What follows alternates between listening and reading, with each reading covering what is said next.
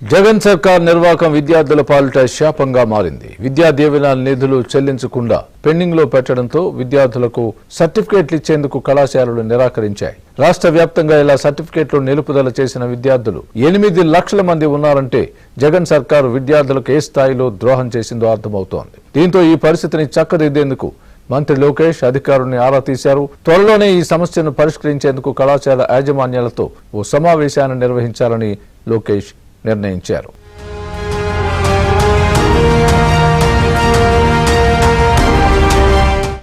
జగన్ సర్కార్ అన్ని వర్గాలకు అన్యాయమే చేసింది. ముఖ్యంగా విద్యార్థులకు అందించే విద్యా దీవెన్ను పెండింగ్ లో పెట్టడం ద్వారా వారికి సర్టిఫికెట్లు అందకుండా అడ్డుపడింది.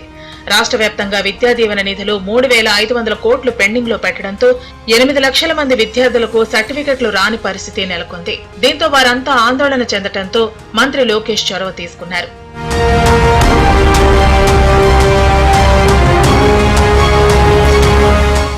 ప్రస్తుత ఆర్థిక పరిస్థితి రీత్యా అంత మొత్తాన్ని ఒకేసారి చెల్లించడం కష్టతరం కావడంతో 6 విడతల్లో విద్యా దీవెన బకాయిలు చెల్లించేలా కళాశాల యాజమాన్యాలతో చర్చించనున్నారు.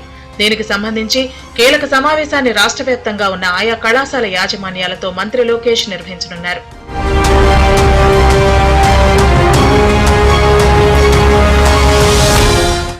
ఇదిలా ఉంటే సర్టిఫికెట్లు అందక భవిష్యత్తుపై ఆందోళన చెందుతున్న విద్యార్థులకు నారా లోకేష్ భరోసా కల్పించారు.